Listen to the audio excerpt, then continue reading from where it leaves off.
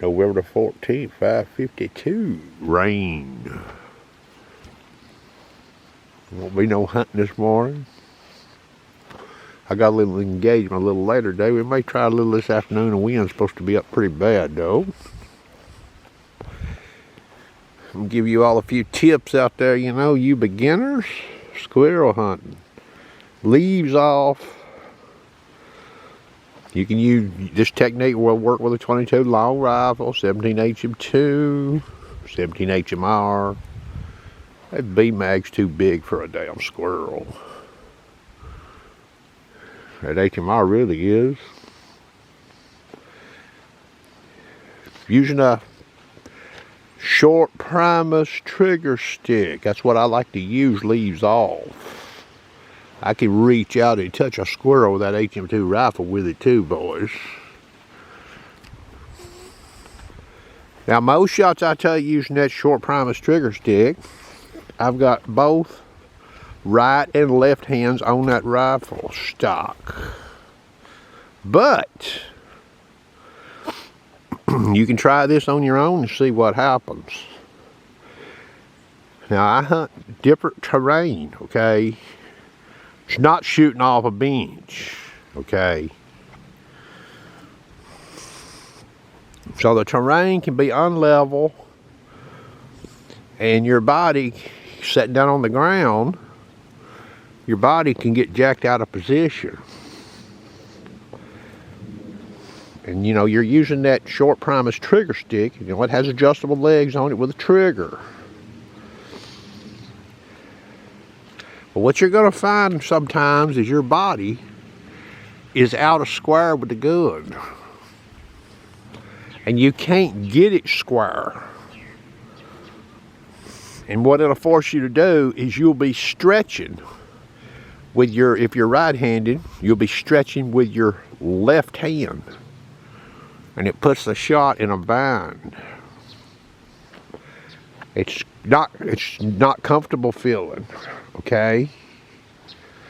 In those situations, and I've had good success last year, I had a lot of success doing this. The year before,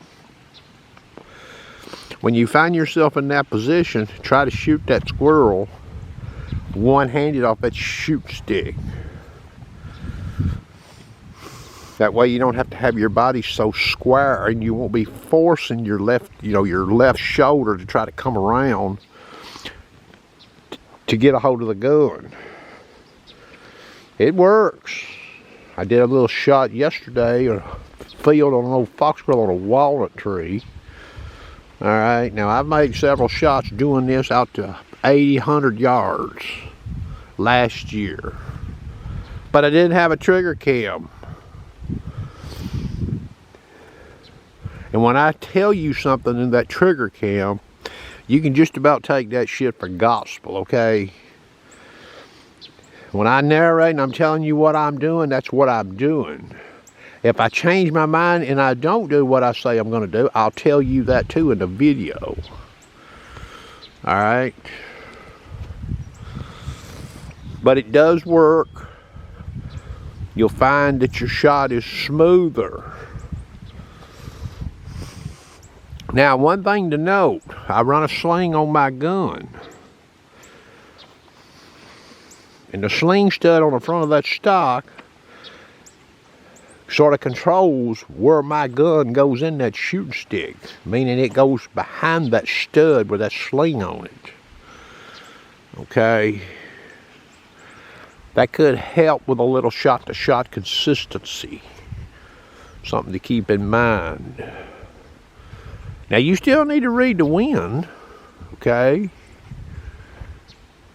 If there's any wind blowing, you know, that's substantial enough depending on the range of the old squirrel.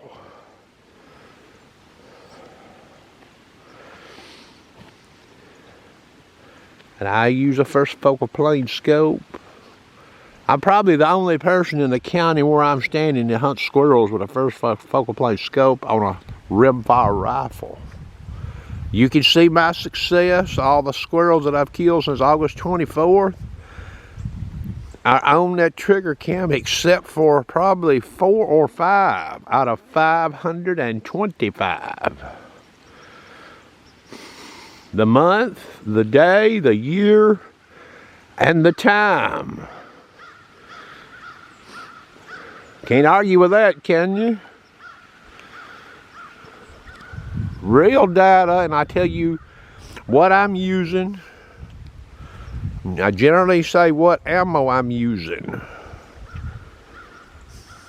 So if you're wanting to make a purchase decision, you're getting to see some of what at least that setup I'm using is capable of for a 62 plus year old man.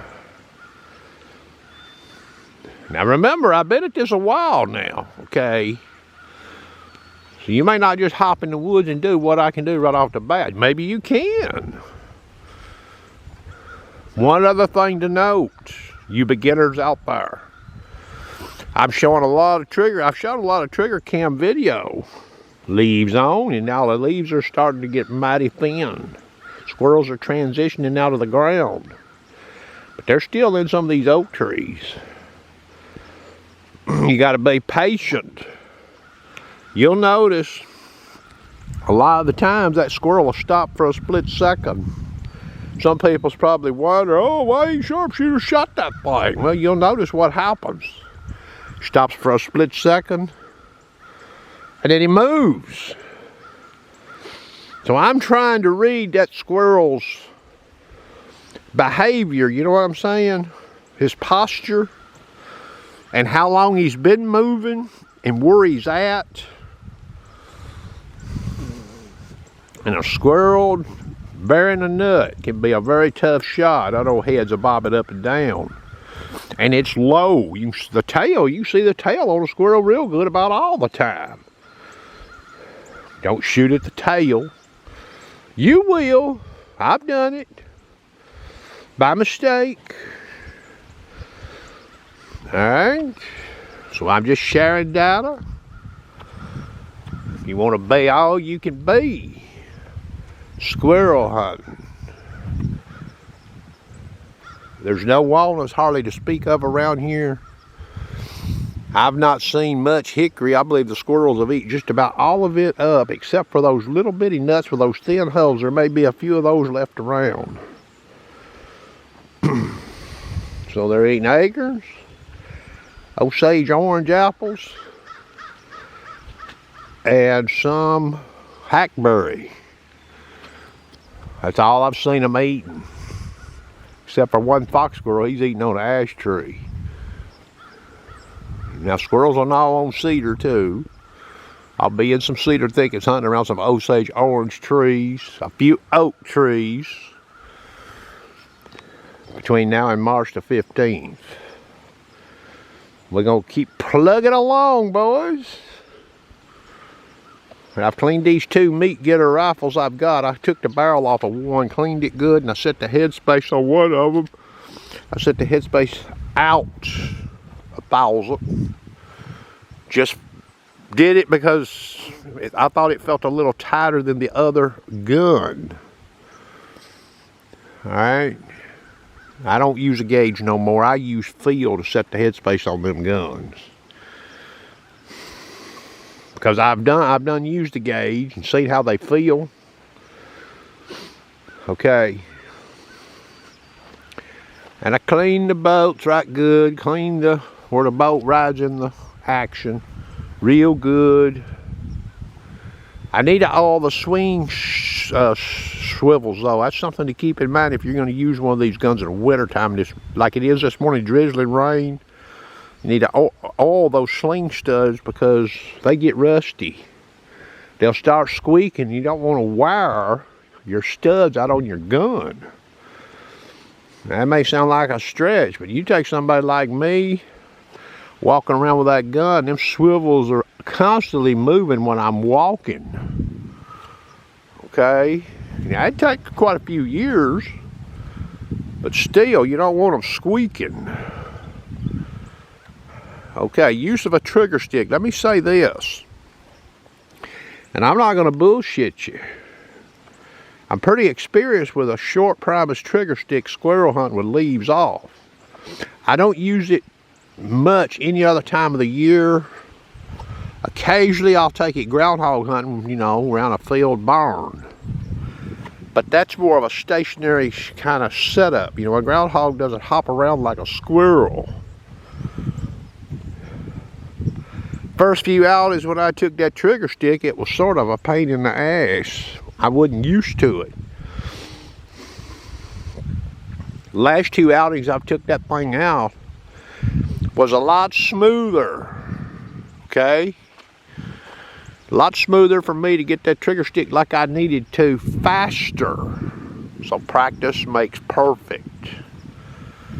Alright. Time is of the essence on some squirrels. You can see in that camera how they're moving around. They move around a lot, boys and girls. You got to be patient and wait for the shot. That's what I try to do. I could have gut shot. You can go back and look at all these squirrels that I've shot. Several of them squirrels, I could have gut shot quite a few. Called it a day, but I didn't. I kept watching, you know, playing this stop and go game with these squirrels. Fox squirrels and gray squirrels. Fox squirrels are shifty critters on them tree trunks. They're a lot shiftier than a gray squirrel. Anyway, that's going to conclude the video. I hope you're enjoying these videos. Have a nice day.